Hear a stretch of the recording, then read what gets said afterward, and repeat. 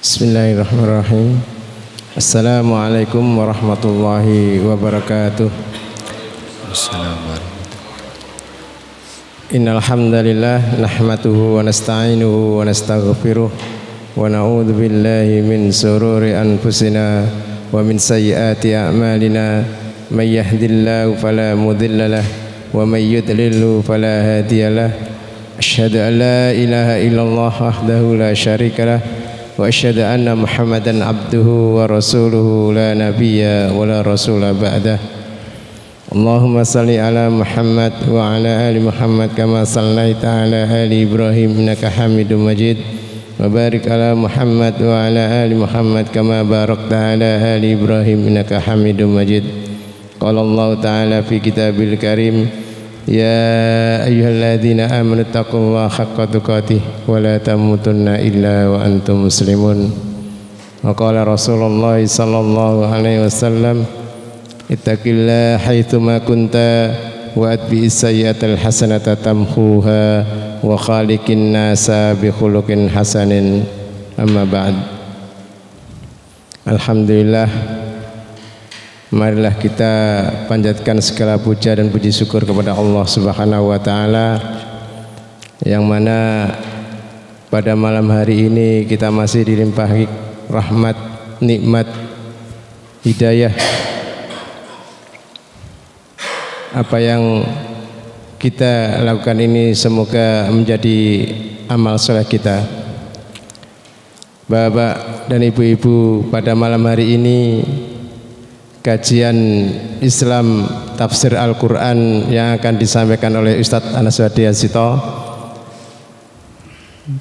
Pada kesempatan yang lalu telah libur beberapa hari karena ada udzur syar'i, yaitu menjelang hari raya Idul Adha. Dan pada malam hari ini kita mulai lagi.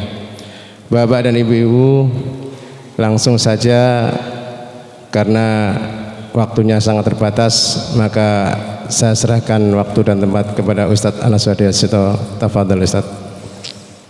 Bismillahirrahmanirrahim. Assalamualaikum warahmatullahi wabarakatuh. Innal hamdalillah nahmaduhu wa nasta'inuhu wa nastaghfiruh wa nastahdihi wa natubu ilaih wa na'udzu billahi min syururi anfusina wa min sayyiati a'malina. May yahdihillahu fala mudilla lahu wa may yudlil fala hadiya lahu. Asyhadu an la ilaha illallah wa asyhadu anna Muhammadan abduhu wa rasuluhu la nabiyya wa la rasula ba'dah. Rabbi syrah li sadri wa yassir li amri wahlul 'uqdatam min lisani yafqahu qawli. Amma ba'd. Jamaah salat maghrib Masjid Al-Ikhlas Arsyadani wa arsyadakumullah. Di pertemuan yang lalu Allah Subhanahu wa taala telah mengajarkan kepada kita makna daripada alhamdulillahi rabbil alamin sebagai sebuah sikap hidup. Bagaimana kita mensikapi hidup ini, bagaimana kita memuji Allah Subhanahu wa taala atas segala tindakan atau perbuatan Allah Subhanahu wa taala. Seseorang yang mengetahui bahwa Allah itu Rabbul Alamin, seseorang yang telah mengikrarkan raditu billahi rabbah. Ada doa yang sering kita ucapkan itu, raditu billahi rabbah wa bil islami dinan wa bi Muhammadin nabiyan wa rasulan. Artinya raditu billahi rabbah, saya ridho Allah itu jadi pengaturku, Rabb, pengaturku, pemeliharaku. Saya ridho Allah yang ngatur takdirku. Saya ridho ikhlas Allah Subhanahu wa taala yang menentukan segala lini kehidupanku. Itu makna daripada raditu billahi rabbah, sehingga menimbulkan ketundukan kita kepada syariat Allah. Kenapa kita laksanakan syariat Allah? Karena kita percaya bahwa syariat itu mampu membawa kebahagiaan untuk kita. Karena syariat manusia banyak. Ada syariat Allah, ada syariat manusia. Ada undang-undang Allah, ada undang-undang manusia. Ada aturan hidup yang dibuat oleh Allah berupa Al-Quran dan As-Sunnah. Ada aturan hidup dan undang-undang yang dibuat oleh manusia. Kita seorang mukmin yang beriman, maka raditu billahi rabba, yang kemudian menghasilkan semuanya hal itu dengan kalimat Allah ajarkan alhamdulillahi rabbil alamin. Ar-Rahmanir Rahim juga kita telah pelajari kemarin bagaimana rahmatnya Allah Subhanahu wa taala, bagaimana kasih sayangnya Allah Subhanahu wa taala, dan bagaimana telah kita ridho bahwa Allah itu menjadi pengatur kita. Kenapa? Di antaranya adalah Allah memiliki sifat Ar-Rahman Ar-Rahim, sehingga kita pasti percaya apa yang Allah atur itu mesti karena sayangnya Allah kepada kita, menumbuhkan rasa husnudzon kita kepada Allah Subhanahu wa ta'ala. Maka di antara salaf kemarin yang kita jelaskan juga untuk murajaah atau mudzakarah, di antara perkataan mereka adalah seandainya surga dan neraka itu dikasih pilihan, apakah ada di tangan kedua orang tuaku atau di tangan Allah, apakah takdir itu yang kita jalani ini seumpamanya di keputusannya itu diberikan kepada orang tua kita ataukah kepada Allah Subhanahu wa taala, kira-kira kita memilih mana? Wahai Kak Budi, kira-kira orang tuamu pingin kamu kaya enggak? Mestinya nek bisa orang tua saya kalau dikasih keputusan seperti itu nih, saya orang tua saya minimal 10 juta per hari saya akan dikasih orang tua saya. Kira-kira masih memilihkan takdir kita kepada orang tua atau kepada Allah?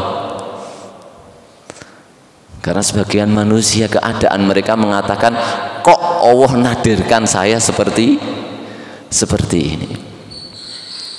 Saking fahamnya salafus soleh bahwa tidak ada yang sesuatu yang ditakdirkan Allah, ditentukan Allah untuk kita, kecuali itu pasti dan jauh lebih baik untuk kita daripada yang tidak ditakdirkan tersebut. Bahkan sampai doa saja ya, saking bisanya husnudzon mereka kepada Allah, hasil daripada bacaan mereka setiap hari 17 kali Ar-Rahman Ar-Rahim, Allah Maha Pengasih dan Penyayang, Allah pasti menyayangi itu. 17 kali kita didoktrin ya, sampai pada doa ya, para salaf mengatakan wa inni in da'autullah fastajabali farihtu farhatan. Saya kalau berdoa kepada Allah kemudian Allah mengabulkan doa saya itu, farihtu farhatan, maka saya senang, satu kali kesenangan.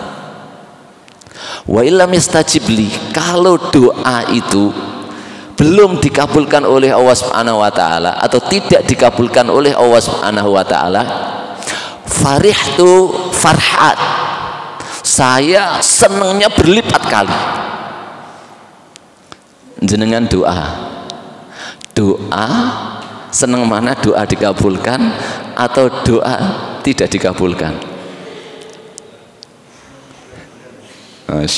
Semua dari kita senang doa itu dikabulkan. Mudah-mudahan semuanya doanya terkabul, amin ya robbal alamin. Cuman hari ini kita ingin merenungi sampai sedemikian rupa perkataan salaf itu dalam percayanya mereka kepada Allah Subhanahu wa taala, dalam penyerahan diri mereka kepada Allah Subhanahu wa taala dalam kerelaan mereka memaknai Rabbul Alamin itu Allah. Raditu billahi robban itu Allah Subhanahu wa taala, sampai seperti itu. Nah, ketika ditanya kok bisa seperti itu, apa sebabnya? Kalau doa dikabulkan kok senangnya cuma sekali, tapi kalau tidak dikabulkan kok senangnya berlipat-lipat kali, apa sebabnya? Maka mereka kemudian menjawab, fa innal ula ikhtiyari, karena yang pertama, kalau doa saya dikabulkan, ikhtiyari, itu pilihanku. Dan saya khawatir ya, Allah itu maha mengabulkan doa. Ud'uni astajib lakum, berdoa kepadaku pasti aku kabulkan. Coba kalau seandainya kita doa minta Alphard langsung, ya Allah berikan saya Alphard, ya Allah berikan saya Fortuner, ya Allah bangunkan saya rumah tingkat 3, Allah langsung kabulkan. Minta Fortuner, Allah langsung kabulkan. Minta Alphard, Allah kabulkan. Minta rumah, Allah kabulkan. Minta istri 2, Allah kabulkan.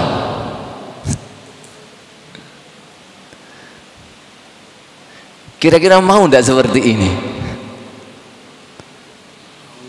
Nah, Allah Subhanahu wa taala berfirman dalam hadis qudsi, wa inna min ibadi lau agnaituhu, dan sesungguhnya ada di antara hambaku, kalau seandainya saya buat dia menjadi kaya, latagho, niscaya dia akan berbuat kafir dan berbuat tuhat, melampaui batas.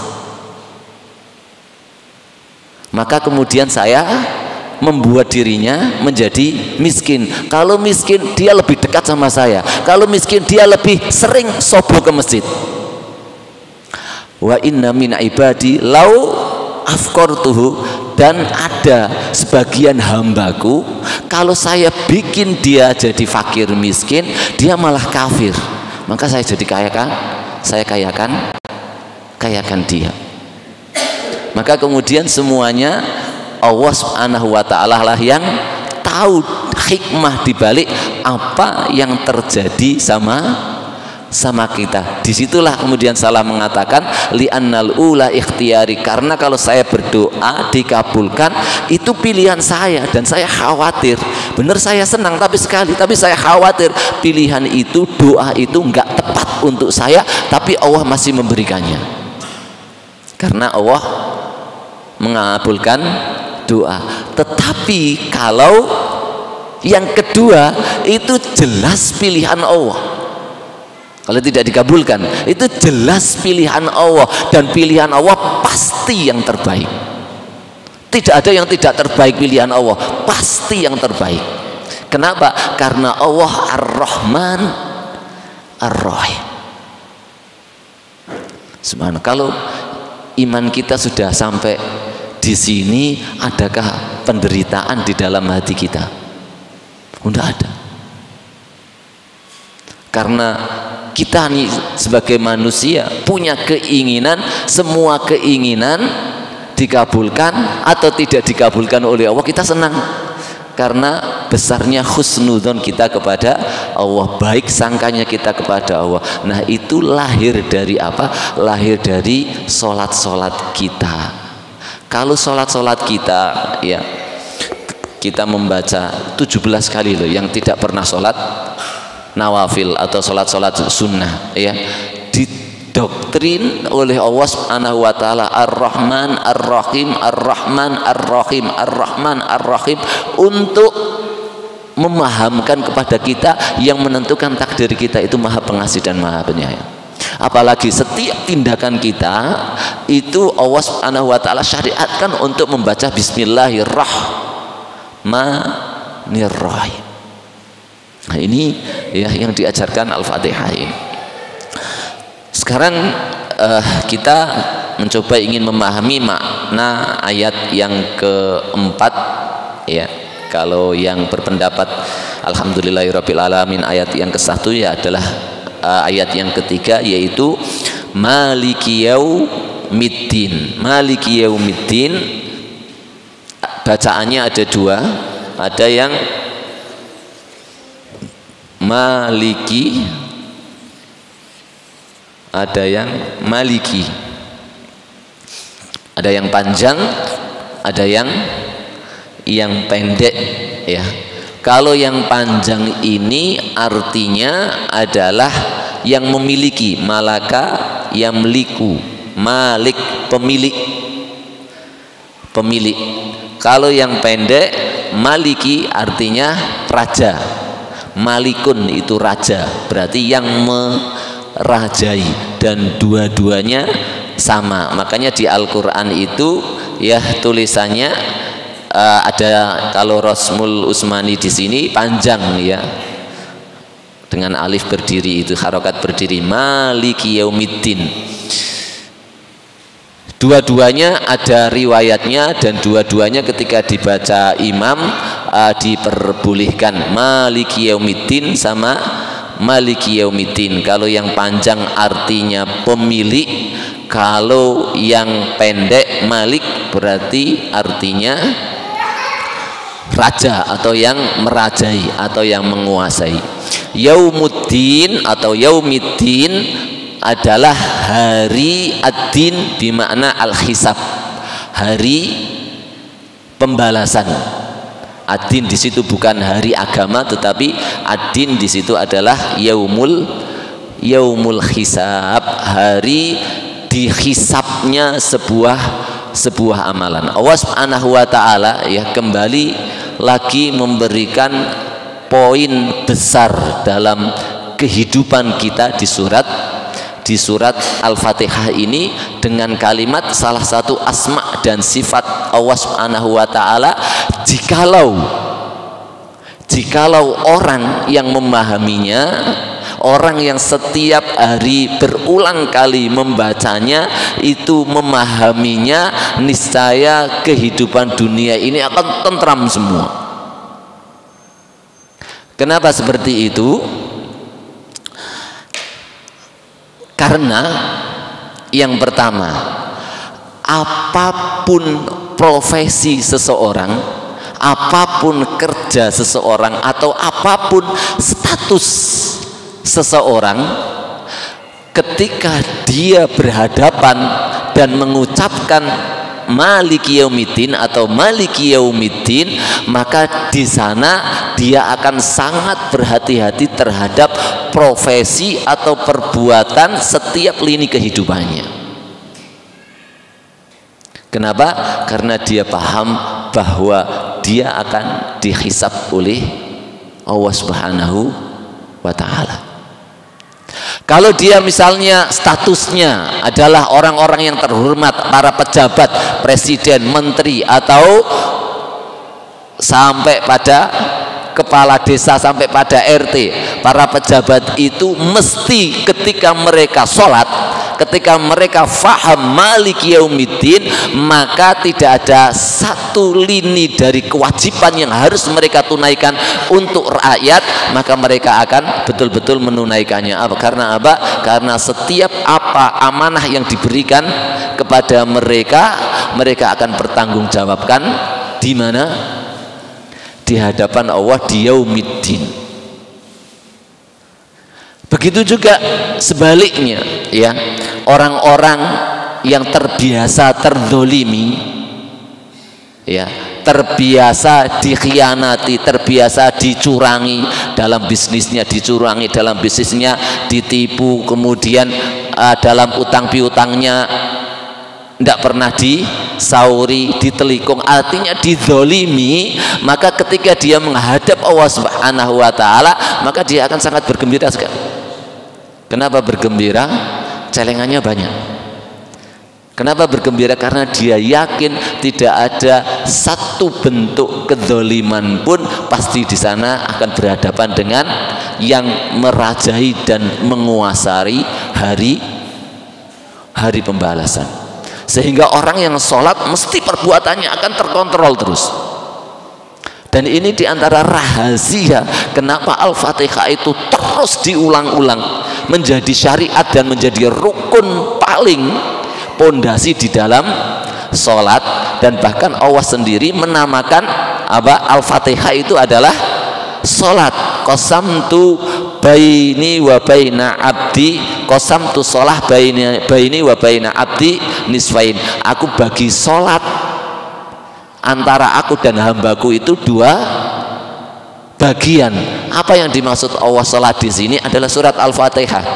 Wa idza qala abdi alhamdulillahi rabbil alamin, hamidani abdi, hambaku memujiku. Wa idza qala ar-rahmanir rahim, majadani abdi. Wa idza qala maliki yaumiddin, athna alayya abdi.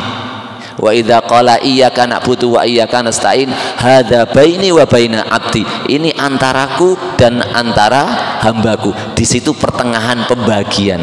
Nah, Allah menjadikan Al-Fatihah ini, menamakannya dengan sholat. Karena apa? Intinya sholat adalah Al-Fatihah. Dan sudah kita jelaskan dulu, bahkan bukan saja intinya sholat, intinya seluruh kitab yang diturunkan Allah. Ada 104 kitab yang diturunkan Allah Subhanahu wa ta'ala. Intinya ada pada 4 kitab: Injil, Zabur, Taurat. Injil, Zabur, Taurat, Injil, Zabur, Taurat, Al-Quran. Ada 4 kitab intinya. Itu semuanya intinya ada pada Al-Quran. Nah, Al-Quran intinya ada pada Al-Fatihah. Salah satunya adalah Maliki Yaumiddin, yang banyak Al-Quran kalau kita lihat ya, selain daripada ibadah, selain daripada penjelasan ibadah dan kisah-kisah, di sana antum ya teliti berapa kali Allah Subhanahu wa ta'ala mengancam dengan azab yang pedih, dengan neraka, dengan balasan yang pedih kepada orang-orang yang berbuat zalim, baik berupa kedzaliman dia dengan Allah Subhanahu wa ta'ala, atau berupa kedzaliman antara satu orang dengan orang yang lain. Bagaimana? Terus bagaimana kalau orang berbuat baik?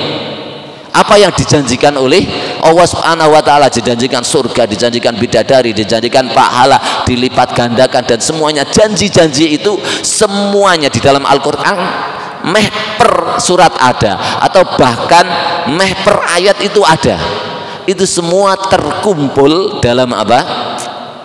Maliki Yaumiddin, untuk menjelaskan Maliki Yaumiddin. Dan itu tertancap betul ketika kita sholat, Maliki Yaumiddin, Maliki Yaumiddin. Makanya ya, Rasulullah SAW dan para sahabat sebagaimana dalam riwayat itu, kalau sholat membaca Al-Fatihah itu mesti apa? Seringnya tidak kemudian cukup menyambung dari satu ayat ke ayat yang lain. Alhamdulillahirabbil alamin, Ar-Rahmanir Rahim. Itu ada jeda untuk untuk perenungan hal tersebut. Yang kedua adalah untuk merenungi bahwa setiap kalimat dalam ayat Al-Fatihah ketika kita sholat itu dijawab langsung oleh Allah Subhanahu wa ta'ala. Nah, kita pada poin yang pertama tadi ya, kita akan terkontrol kesolehan kita, akan terkontrol amalan-amalan kita, baik berupa amalan yang berupa ibadah kepada Allah, atau amalan berupa amalan sosial ya, berupa kerja kita, bisnis kita, usaha kita, dan yang lainnya. Semuanya akan terkontrol dengan apa? Maliki Yaumiddin. Karena setiap sesuatu yang kita lakukan akan dihisab oleh Allah Subhanahu wa ta'ala.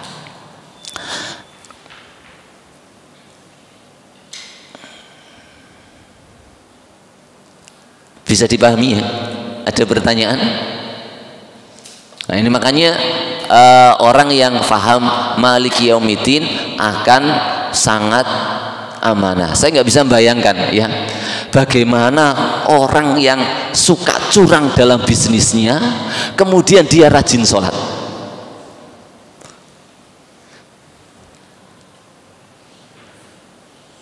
Biasanya kalau orang nggak paham sholatnya saja, kalau orang terbiasa curang, kalau orang terbiasa zalim, itu dijadikan oleh Allah Subhanahu wa taala hatinya mesti nggak suka ke masjid, mesti nggak suka sholat.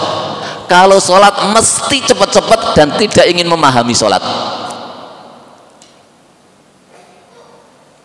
Sekarang kalau kita faham terhadap makna Maliki Yaumiddin, kemudian kita tidak bisa meninggalkan kecurangan kita, kejahatan kita, kira-kira yang jenengan rasakan 17 kali loh, jenengan berhadapan dengan Maliki Yaumiddin. Coba bayangkan 17 kali. Jenengan mau menipu orang silahkan, jenengan mau berbuat jahat silahkan, tapi ketahui ketika jenengan sholat Maliki Yaumiddin, para pejabat silakan berbuat curang, silakan korupsi, silakan nepotisme, tapi bagaimana perasaannya ketika dia paham, dia masih sholat mengucapkan Maliki Yaumiddin? Maka di situ semuanya akan terkontrol. Allah Subhanahu wa taala mengkhususkan Maliki Yaumiddin, padahal Allah Subhanahu wa taala itu kan yang merajai di dunia, ya merajai di akhirat, ya merajai. Kenapa di Al-Fatihah ini kok disebutkan Maliki Yaumiddin pada hari kiamat kelak, pada hari Yaumul Hisab? Itu dijelaskan dikarenakan Allah Subhanahu wa taala di dunia ini masih memberikan sebagian kekuasaan dan kerajaannya kepada sebagian makhluknya. Karena memang dunia ini dijadikan oleh Allah Subhanahu wa taala berjalan sesuai dengan sunnatullah, dan diantara kehendak Allah Subhanahu wa taala, Allah berikan pilihan kepada hamba, kepada manusia, mau memilih Islam, Allah Subhanahu wa taala bebaskan dia.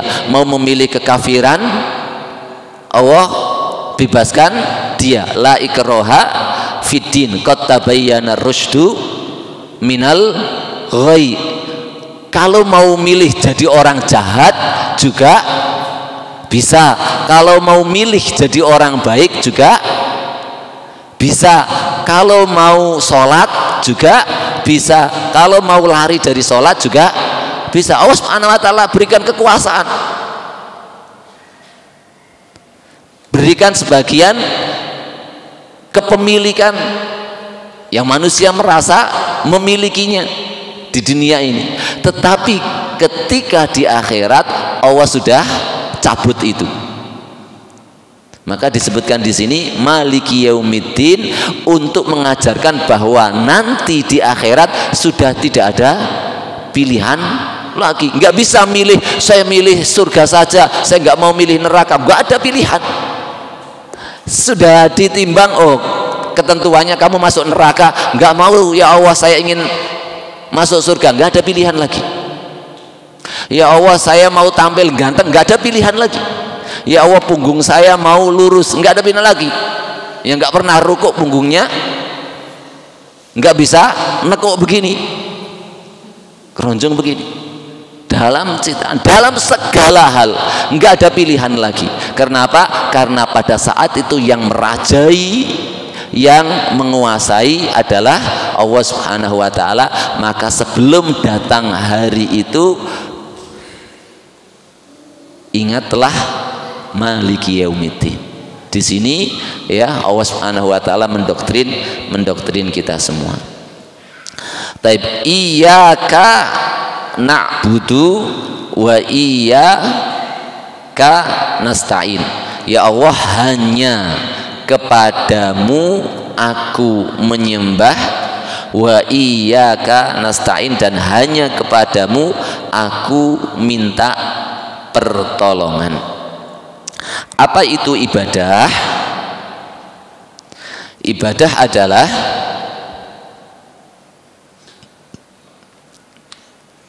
ismun jami'un lima yuhibbuhu wahu wa yardahu minal aqwal wal af'al zahiratan wa batinah.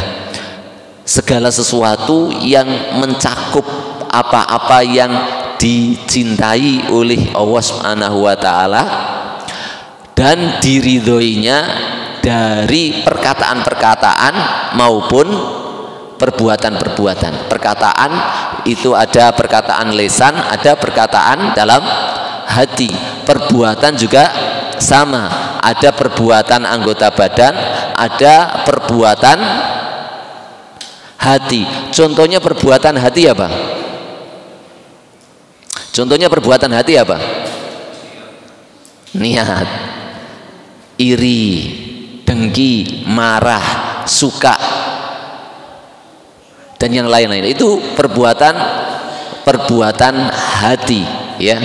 Jadi di sini ibadah adalah segala sesuatu yang mencakup apa yang dicintai Allah dan diridhoinya, baik dari perkataan-perkataan, perbuatan-perbuatan yang nampak maupun yang tidak nampak. Makanya ibadah itu ada namanya ibadah mahdhoh, ada ibadah ghairu mahdhoh. Ibadah mahdhoh itu artinya murni. Artinya seperti sholat, puasa, itu kan ibadah mahdhoh, murni, memang datang perintahnya dari Allah Subhanahu wa taala. Ada sebuah perbuatan yang sebenarnya itu perbuatan itu tidak masuk ibadah, tetapi kalau seseorang tersebut meniatkannya karena untuk Allah atau untuk ketaatan kepada Allah, maka perbuatan tersebut menjadi ibadah. Contohnya, ya, perbuatan yang sebenarnya tidak ibadah kemudian menjadi ibadah. Apa itu? Makan, ya. Makan ini ya sama, kita makan, orang kafir makan, binatang juga makan. Ini tidak dapat apa-apa. Tetapi kalau makannya kita satu dengan niat kulu ma fil ardi halalan thayyiban, makanlah apa yang ada di bumi yang halal dan thayyiban demi melaksanakan perintahnya Allah Subhanahu wa taala, maka di sini menjadi ibadah. Ketika makan kita niatkan agar supaya saya kuat sholatnya, agar saya kuat bangun malamnya, agar supaya tulang-tulang ini mampu untuk melaksanakan perintahnya Allah, maka di sini juga yang awalnya tidak ibadah menjadi sebuah ibadah. Maka di sini seringnya orang mukmin, ya, atau seorang muslim atau kita semua seringnya kecolongan di dalam ibadah ini, ya. Seringnya banyaknya kita membuang peluang apa? Peluang ibadah, peluang pahala, dikarenakan kita lupanya terhadap makna ibadah ini, sehingga kita tidak pernah meniatkan untuk melaksanakan ibadah. Sekarang jenengan keluar dari rumah mencari ma'isyah, tujuannya apa? Takut digebui istri,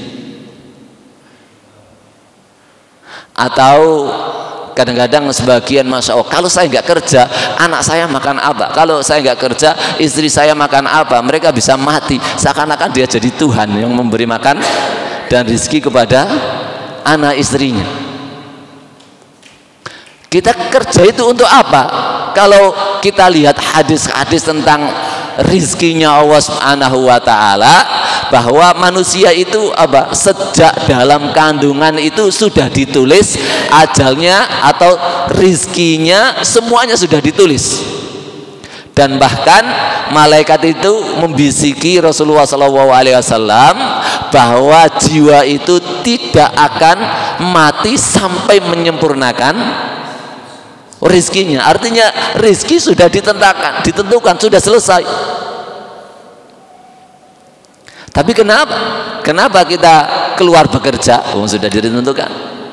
Makanya burung ada beban kerja nggak burung itu?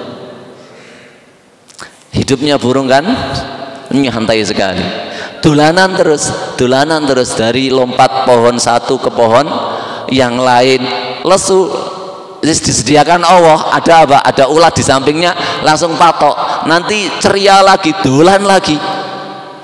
Ya burung. Dan tidak pernah rakus, tidak pernah nyelengi kemudian naruh di bank BNI atau bank. Tidak pernah. Ayam juga sama. Yang hewan ada nyelengi yang agak mirip dengan kita itu apa? Ketek, monyet. Ya sudah, sini bawa sini bawa, gua kabeh. Hewan yang lainnya secukupnya, kalau sudah kenyang ditinggalkan. Makanya dalam hadis disebutkan, lau annakum tatawakkaluna 'ala Allah haqqa tawakkulih la razaqakum kama yarzuqut thairu. Andaikan kalian mau bertawakal kepada Allah dengan sebenar-benar tawakal, niscaya Allah akan memberikan kalian rizki sebagaimana Allah telah memberikan rizki kepada burung. Keluar pagi hari dalam keadaan lapar, pulang-pulang mau tidur dalam keadaan kenyang. Ini burung. Terus apa tujuan kita bekerja? Ya tujuan kita bekerja karena Allah Subhanahu wa taala memerintahkan kita untuk bekerja, untuk mencari ma'isyah. Kita dikasih tanggung jawab sebagai seorang laki-laki untuk mencari ma'isyah untuk istri kita sebagai ladang pahala. Makanya dinamakan apa? Dinamakan uang yang kita berikan kepada istri itu dinamakan apa? Nafkah. Nafkah itu dari kata-kata infak. Ya, jadi bayangkan ke istri itu infak. Nah, infak itu ada dua, infak wajib dan infak yang enggak wajib. Infak yang wajib yaitu kepada istri, infak yang wajib ya kepada anak.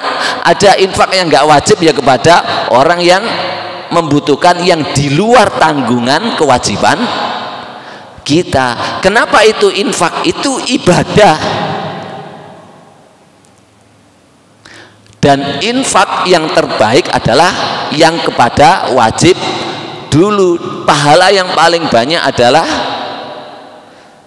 yang kepada yang wajib dulu. Makanya sampai pada apa?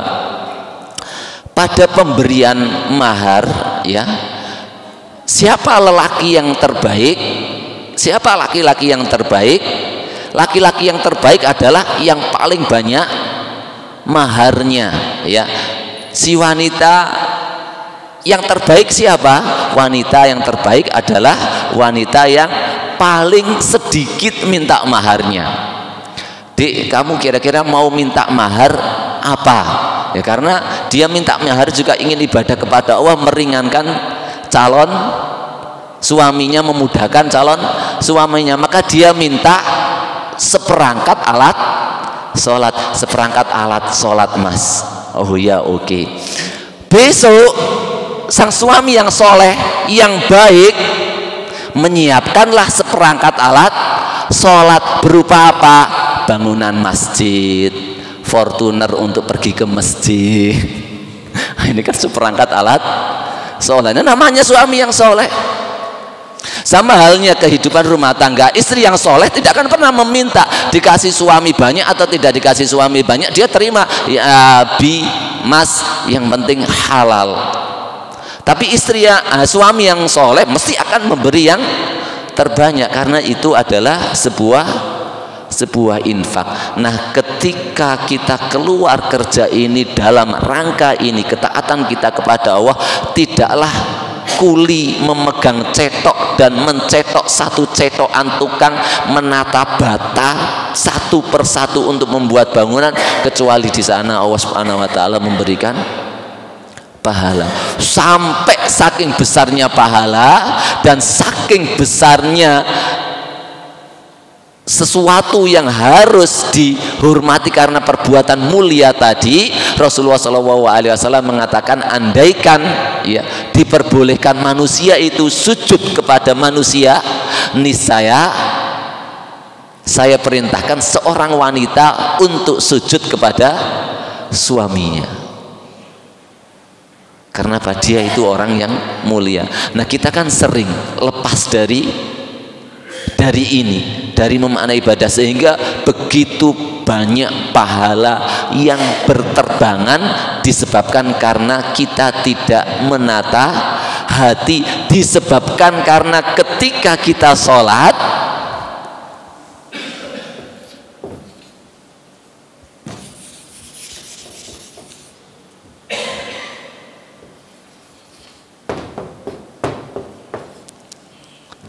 Iyyaka na'budu ya Allah, hanya kepadamu aku menyembah.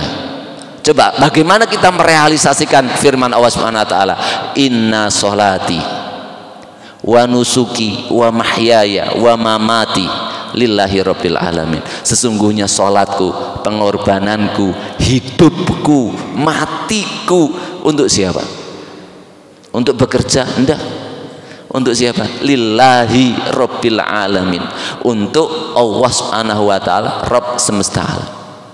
Maka kita tersenter di sini ya. Kita di masjid ibadah, di luar juga ibadah, di kantor ibadah, di semua lini kita masuk dalam makna ibadah. Nah, kita sudah berjanji. Ini janji kita. Ini dinamakan oleh para ulama sebagai al-mu'ahadah, bentuk perjanjian hamba. Kalau kita di kandungan, itu kita pernah berjanji kepada Allah Subhanahu wa taala untuk beribadah kepada Allah Subhanahu wa taala. Allah ceritakan dalam Al-Qur'an itu, ketika dalam kandungan kita ditanya oleh Allah, alastu bi rabbikum? Bukankah saya ini Rabbmu, bukankah saya ini Tuhanmu yang akan engkau sembah? Kita mengatakan qalu bala. Iya, engkau adalah Rabbku. Ketika di kandungan. Nah, kita ketika sebagai seorang muslim sudah balik, kita berjanji kepada Allah, iyyaka na'budu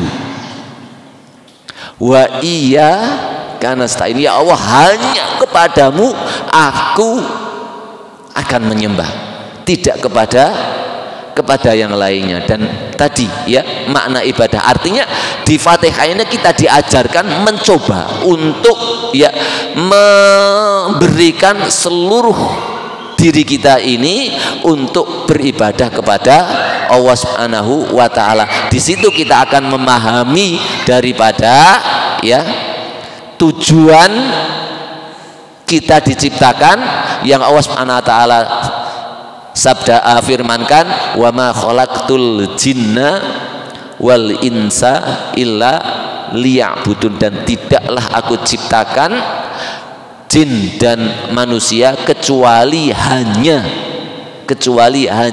untuk beribadah kepadaku. Maka subhanallah, kadang-kadang ada ya di dunia bisnis itu atau di dunia para motivator itu kan butuh motivasi, butuh, karena dunia dagang atau dunia bisnis itu kan jatuh bangun ya. Seringnya mereka kemudian memotivasi diri dengan apa? Gagal adalah tangga menuju kesuksesan. Bagaimana kita bangkit dari kegagalan, bangkit. Nek gagal terus, ndelungsep, stres. Tapi konsep kita kalau menjadikan apa, kerja atau cari ma'isyah atau berbisnis itu ibadah karena kita ingin memberikan infak yang terbaik, baik infak yang wajib maupun infak yang tidak wajib, itu kita memiliki dua konsep yang sangat luar biasa sekali. Yang pertama, bahwa ibadah itu adalah harus yang terbaik ya. Kita ibadah itu kan terbaik, dan Allah tidak akan menerima kecuali yang terbaik. Innama yataqabbalu wahu minal muttaqin. Sesungguhnya yang diterima Allah itu dari yang terbaik, dari hasil hati-hati dan usaha yang terbaik. Dalam hadis disebutkan, innallaha thayyibun la yaqbalu illa thayyiban. Allah itu maha baik dan tidak menerima kecuali yang baik-baik atau yang terbaik, sehingga dia kerja ini untuk siapa? Untuk melaksanakan perintahnya Allah Subhanahu wa ta'ala. Maka saya kerja ini harus totalitas bagaimana saya melaksanakan seluruh asbab musabab, sebab musabab untuk menjadi sukses ini bagaimana. Itu dia lakukan. Dia kerja keras, dia kerja cerdas, berbagai ilmu tentang usahanya dia pelajari, apa saja yang menyebabkan kegagalan, apa saja yang menyebabkan kesuksesan, dia laksanakan semua. Demi untuk apa? Demi untuk memberikan terbaik, bahwa saya ini melaksanakan usaha yang terbaik untukmu ya Allah, demi untuk menafkahi, berinfak untuk keluarga dan juga untuk yang lainnya. Sehingga kebanyakan kalau orang usahanya terbaik karena untuk zat yang terbaik, maka dia akan menemui kesuksesannya. Kalau misalnya ditakdirkan dengan takdir yang lain, sudah usaha terbaik tapi kemudian hasilnya kok masih di pandangan manusia kok abang-abangnya kurang banyak, padahal secara ilmu bisnis sudah terpenuhi semua, tetapi hasilnya kok masih apa? Kok sedikit atau bahkan enggak ada atau bahkan rugi sekalipun. Kira-kira stres tidak? Oh tidak.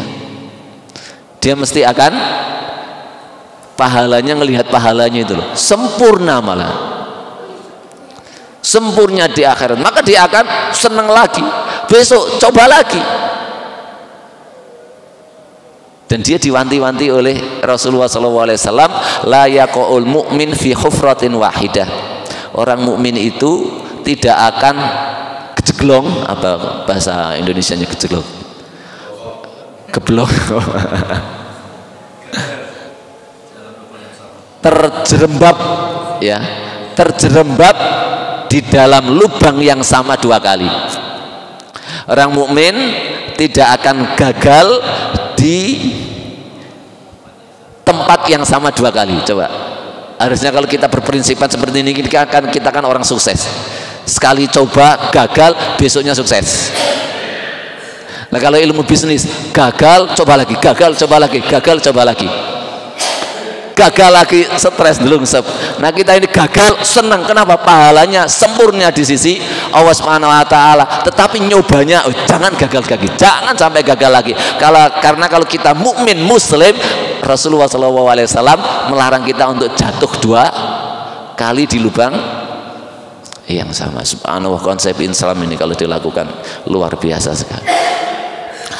Mungkin sampai sini yang dapat kami sampaikan karena waktunya sudah isya.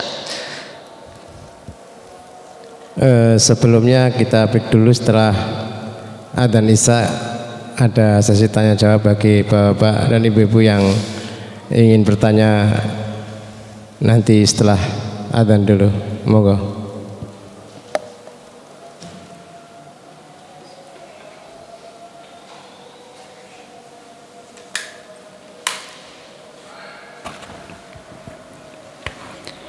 Bismillah. Allahu Akbar, Allahu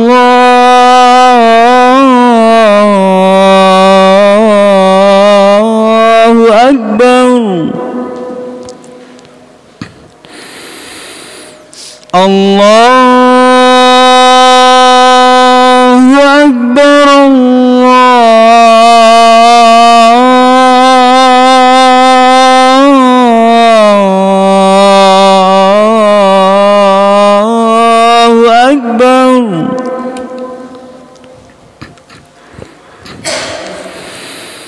Asyhadu an la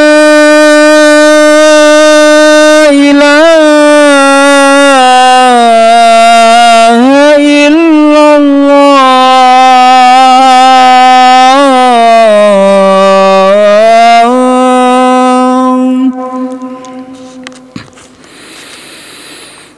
Asyhadu an la ilaha illallah.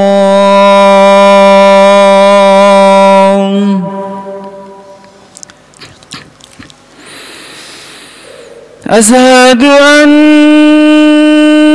محمد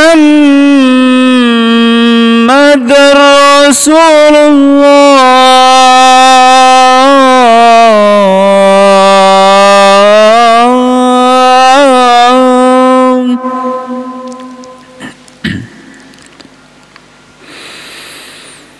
أشهد أن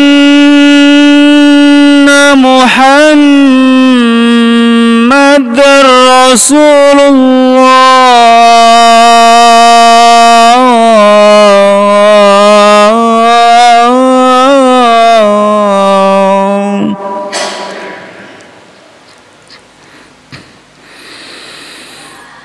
حي على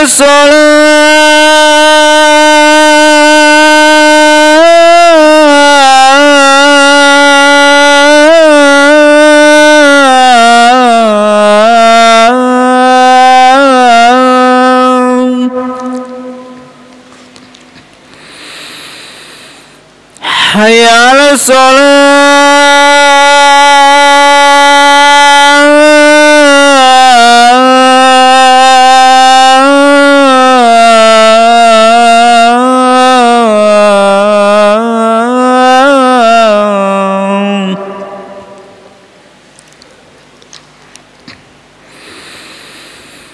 حي على الفلاح.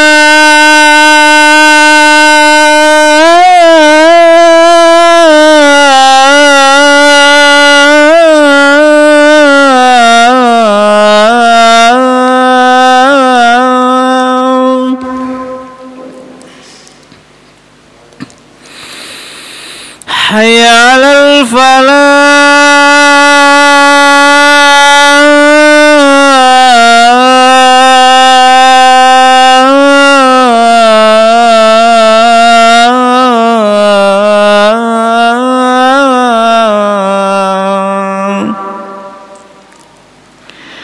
الله أكبر.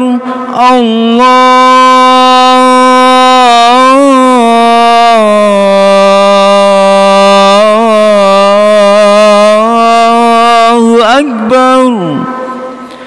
لا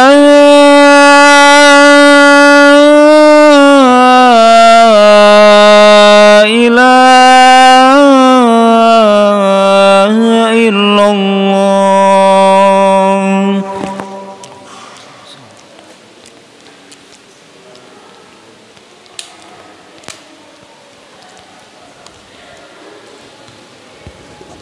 Bismillah, acara kita buka kembali.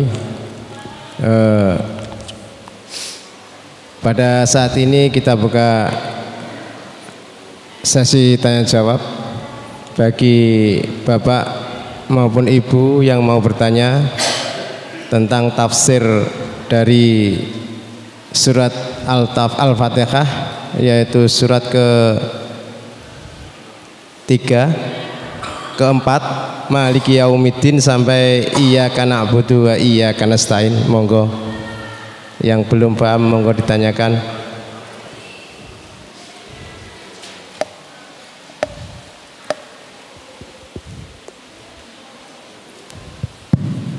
Iya, Ustaz. Sambil menunggu barangkali yang lainnya nanti ada yang bertanya tentang infak wajib dan infak yang tidak wajib tadi, Ustaz. Anak tiri itu infak wajib apa infak tidak wajib, Ustaz? Artinya ketika kita menikah dengan seseorang yang sudah mempunyai anak, apakah itu termasuk kewajiban dari kita atau dari suami yang dulu? Terima kasih. Anak tiri wa alam, secara kepastiannya kok saya kurang tahu, tetapi secara dari hadis-hadis yang ada diantaranya fadilah menikahi janda yang punya anak yatim itu menunjukkan anjuran bahwa itu adalah merupakan juga kewajiban ke sana, tetapi secara pastinya wa alam saya kurang tahu.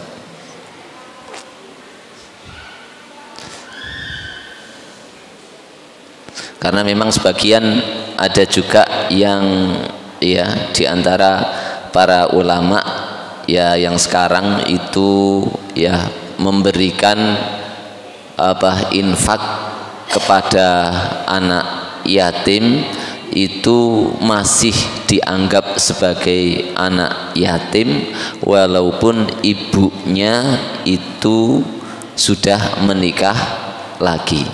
Ya mungkin dari situ juga para ulama ini berpendapat bahwa suami itu tidak kemudian memiliki kewajiban kepada anak tirinya, tapi wallahu a'lam kepastiannya ya kurang tahu. Tapi kalau yang tidak yatim Ustaz, artinya bapaknya masih ada karena cerai gitu kan, langsung dia masih berkewajiban, bapaknya sendiri masih berkewajiban. Enggak, maksud saya itu ke bapak sambungnya tadi itu loh. Iya, kan karena ibunya menikah lagi, kemudian bapak yang barunya itu juga apakah menjadi kewajibannya itu? Kalau cerai itu kewajiban tanggungan untuk anaknya itu masih kepada laki-laki, kepada bapak. Kepada bapak, bukan bapak pertama, bapak asli, iya bapak kandung, bukan kepada ibu. Itu mungkin juga menguatkan bahwa bapak tiri itu juga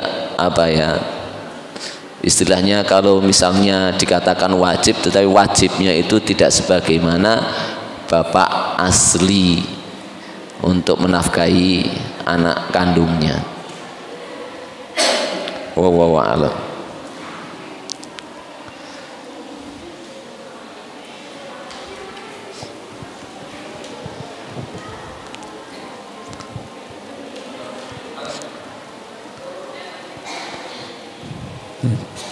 Assalamualaikum Ustaz. Waalaikumsalam. Dalam surat Al-Fatihah, Maliki Yaumiddin, apakah ini termasuk pesan keras dari Allah Subhanahu wa taala pada kita hambanya? Artinya kita di dunia ini diberi sedikit kekuasaan sama Allah untuk menjalankan kekuasaan ini sesuai dengan koridor ketentuan Allah, jangan hanya menuruti hawa nafsu kita ya. Apakah ini pesan keras dari Allah kepada kita semuanya Ustaz? Suaranya kurang jelas.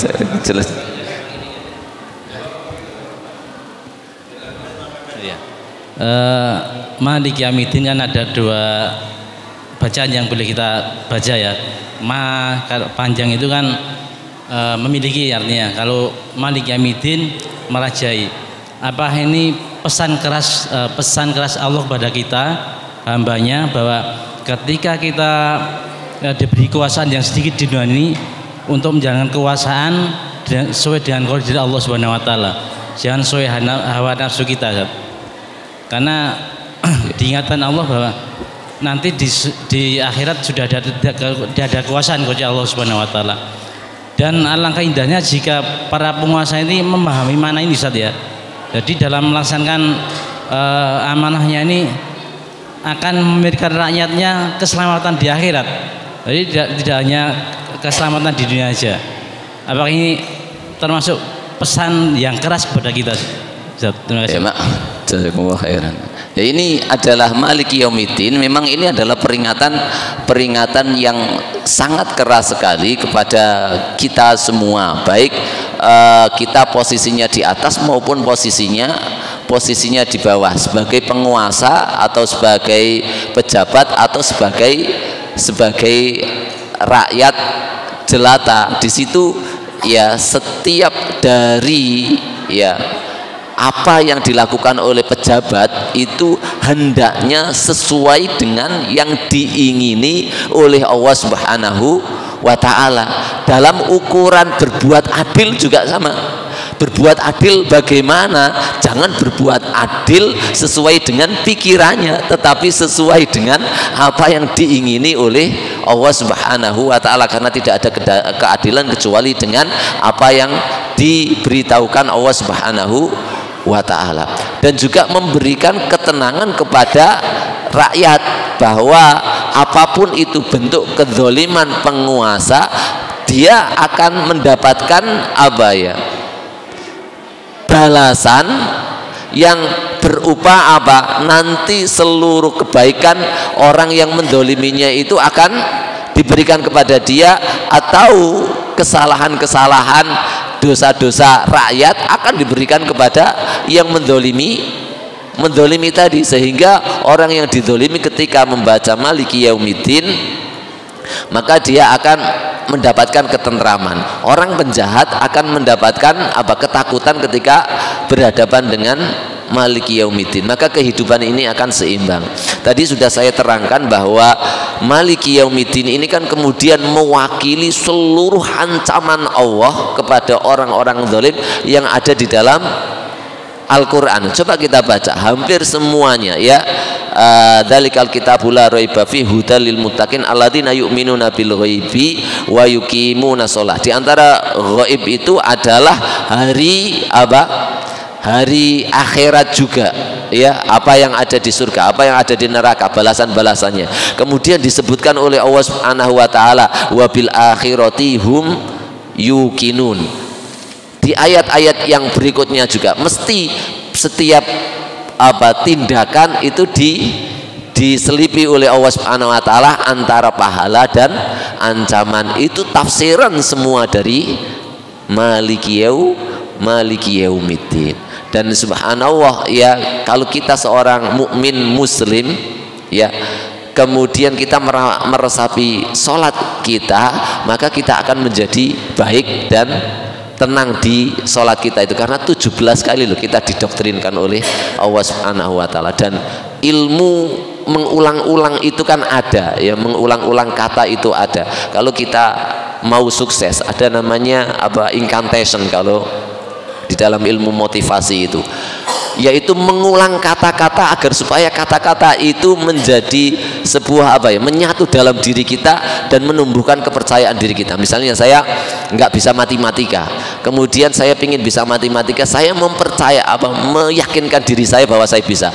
Kemudian saya ucapkan, pokoknya mau tidur, bangun tidur, mau apa belajar, setelah belajar mesti saya ucapkan saya bisa matematika. Iya, saya bisa matematika, saya bisa matematika. Diucapkan terus. Nah, dari situ muncul apa?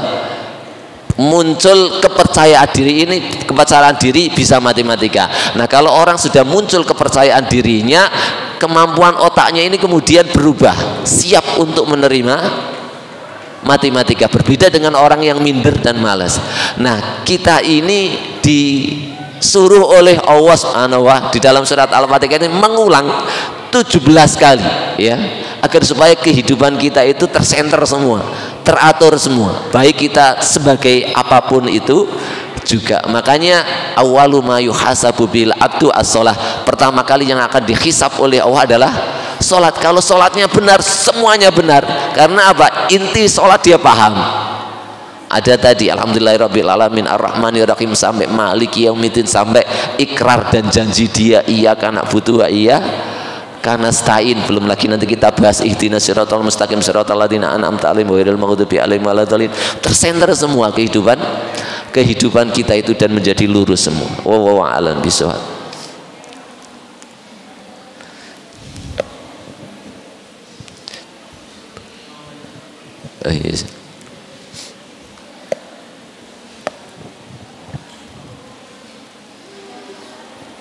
Assalamualaikum warahmatullahi wabarakatuh. Waalaikumsalam warahmatullahi. Saya mau nanya tentang iyyaka na'budu wa iyyaka nasta'in Ustaz ya.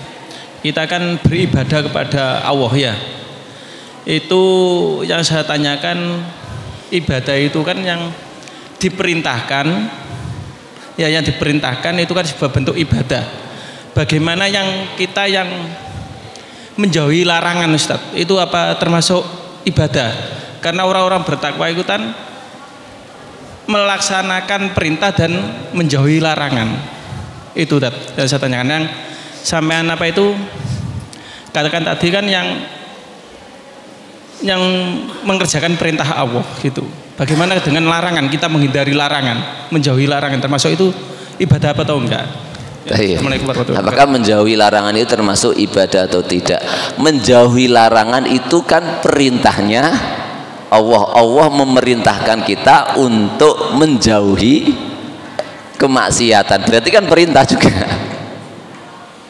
Berarti ibadah ya, melaksanakan perintahnya dan menjauhi larangannya itu adalah masuk ibadah. Makanya subhanallah, kalau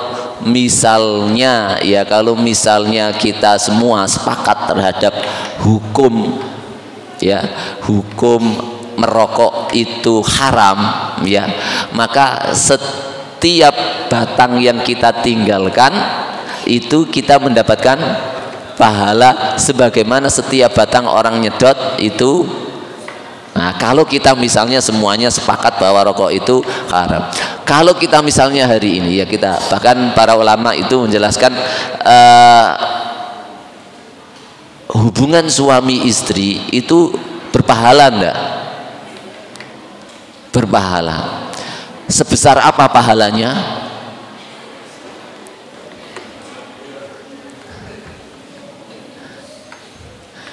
Ternyata pahalanya sebesar dosa orang yang berhubungan yang bukan haknya, alias berzina. Berzina itu dosa besar enggak? Dosa besar, sangat besar sekali dosanya. Bahkan Allah ancam dengan neraka itu. Nah, ini setiap malam yang punya istri ada surga tiap malam. Melaksanakan perintah dan juga menjauhi larangan, dua-duanya adalah ibadah kepada Allah Subhanahu wa ta'ala. Cuman sekali lagi, kita itu seringnya kadang tidak membawa niatan dan perasaan itu sehingga luput dari kita pahala-pahala itu. Kenapa kamu nggak minum? Aku rasa seneng ambune, rasa seneng konan, nggak ada pahala. Coba kalau saya katakan misalnya Allah menghalalkan toak atau bir, jenengan ngombe-ngombe nggak setelah sholat isya ini?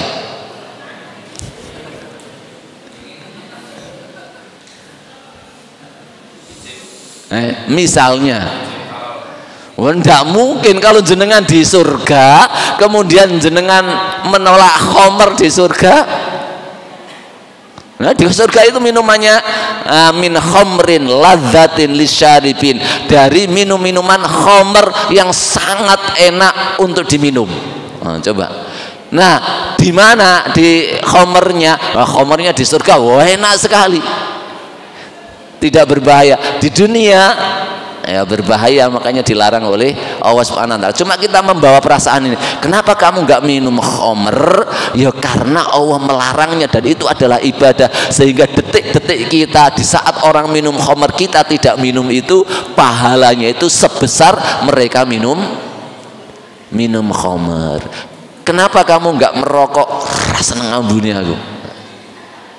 Misalnya kalau kita berpendapat semuanya rokok itu haram, jadi perlu dibawa perasaannya ke sini untuk bahwa kita setiap langkah itu jangan lewatkan untuk meniatkan diri ya untuk beribadah, baik dalam pelaksanaan perintah atau menjauhi larangan, sehingga subhanallah lini-lini kehidupan kita itu ibadah terus, ibadah kepada Allah Subhanahu wa ta'ala. Cukup ya. Taib subhanakallahumma wa bihamdika asyhadu an la ilaha illa anta astaghfiruka wa atubu ilaik. Demikian yang dapat kami sampaikan. Mudah-mudahan ilmu yang kita dapatkan bisa bermanfaat dan kita amalkan sehingga membawa kebahagiaan kita di dunia dan akhirat. Allah Subhanahu wa taala meridhai kita dan mencintai kita di dunia dan akhirat. Amin ya rabbal alamin. Saya minta maaf kalau ada kesalahan. Wabillahi taufiq wal hidayah wa ridha wal inayah. Wassalamualaikum warahmatullahi wabarakatuh. Sebelum acara ini kita akhiri, apabila saya sebagai pembawa acara ada yang salah dalam berkata, saya juga mohon maaf yang sebesar-besarnya.